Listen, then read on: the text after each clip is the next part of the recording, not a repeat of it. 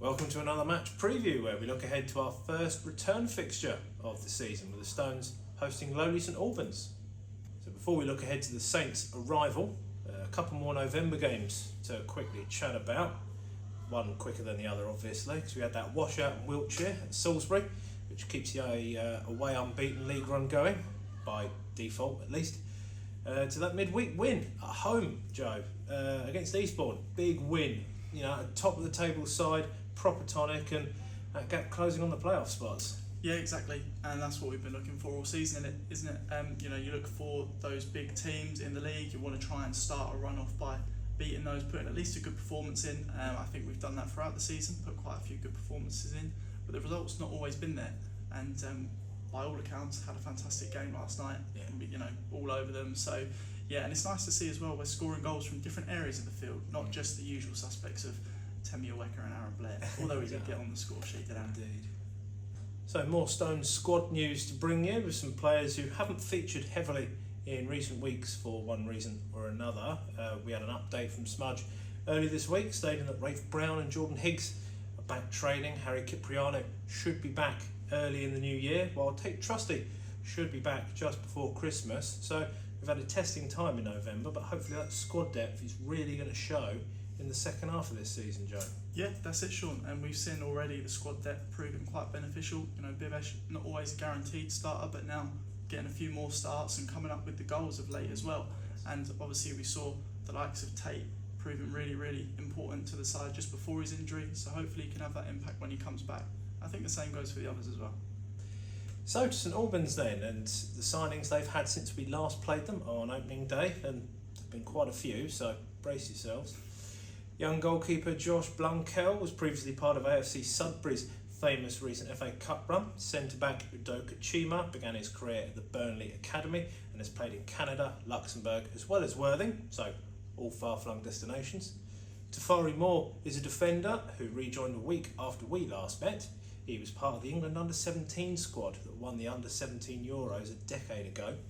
Philip Chinedu is a defender on loan from Leyton Orient. His loan period expired prior to Saturday's game, but they have already extended it once this season, so watch this space on him. Attacking midfielder Finlay Wilkinson joined on a 3-month loan deal from National League side Barnet. He spent most of his youth career at Ipswich Town and has recently been on loan at Braintree Town as well. Matt Lynch is a midfielder who signed from Slough Town last month. Nick Ralph is a midfielder who made his debut against Dorking back at the end of August for the Saints. And Dominic Hutchinson is a midfielder in his second loan spell from Wealdstone, having played for St Albans last season as well. So Joe, lots of new bodies brought in, but the same poor form has continued for them, hasn't it? Yeah, that's the thing. Obviously you see a side from the start of the season that's been struggling pretty much from the off. St Albans are a side who in recent years have actually performed really well, playoff contenders very, very regularly, and were there last season, but I think they're just trying to make up for those poor results by getting in more players, and unfortunately it's just not really clicking for them at the moment. So it does seem like they're a bit disjointed, trying to just get some bolstered squad numbers in, but unfortunately not really having the desired effect at the moment. So the key men so far this season for the Saints, Michael Johnson in between the sticks for both of their clean sheets that they've had. He's a leader on the pitch for them. He's very much going to be needed again here on Saturday. And then Ken Charles and Sean Jeffers have scored 2/3 of their goals. Charles scored the winner at Hampton and Richmond. 2 own goals were scored for the Saints in their 3-2 win at home to Bath. And then Charles had a hat-trick, but it was in a 6-3 loss at Aveley earlier this week. A night that saw 17 goals in just the 2 games on that cracking Monday night. The joys of National League South, everybody. So the Saints have had some luck this season, Joe, but it doesn't seem like as much as they think, really, eh? No, of late, I think it's fair to say that things aren't really going in their favour. Like you say, a 6-3 defeat, you score a hat-trick, you think your luck's in, and you end up conceding one yourself and then losing the game 6-3. So yeah, it's really tough for them at the moment, and I think this is a good opportunity for the Stones to try and take advantage based off that last game. Yeah. So a quick word on the manager situation at Clarence Park. David Noble returned in mid-May as manager. He only lasted 6 months and parted via mutual consent just 9 days prior to this fixture. Harry Wheeler is in temporary charge at time of recording. So a second return to the Gallagher, and last time he returned, his side won 2-1 back in March, and certainly want to get another one over his old employer, Joe. Yeah, for sure. Obviously, the majority of Maidstone fans who have been with us for a few years will know about Harry Wheeler's time with the club, and many will share a similar opinion that it wasn't particularly a great time all round, and I'm sure they'll want to try and get the win over him as much as he probably will over us. Yeah, exactly. So the form since last we played, as you'd expect for a side down in that bottom 4 area, they've accrued 12 points from the next 17 games. They won an FA Cup game at Needham Market, which isn't for everyone, apparently.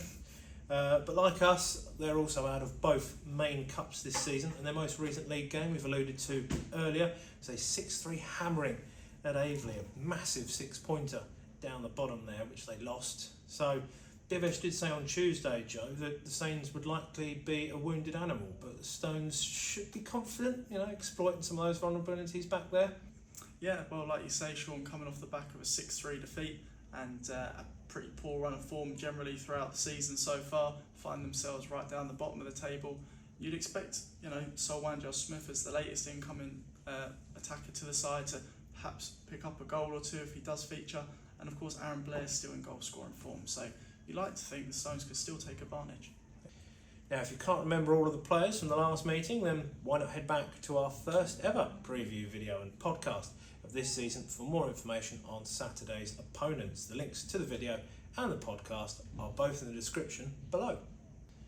Remember, if you can't make it to the game on Saturday, be sure to tune in to Fred and this man here from 2:40 on Stones Live. You'll see them on the hot take and hear them on the highlights once they go online. And talking of Fred Atkins, another reminder that Christmas is round the corner, and his latest book, Pyramid Schemes, Corruption, Insanity and Miracles, How Non-League Football Became Massive, is available now on Amazon. And there are also copies in the club shop, which is open most days between now and the big day. So check the club website for times and days. I've got my copy. Get yours. Buy it now. So the first chance at a double this season for the Stones with a win that would be a 4th consecutive home one too. So if it's not, might need a double at full time myself. Thanks as always to you for watching or listening to the latest preview. Like and subscribe on YouTube, and wherever you get your podcasts, search for the Maidstone United podcast. See or hear you for our next preview ahead of the rearranged Aveley away league game on Monday. And as always, come on you Stones!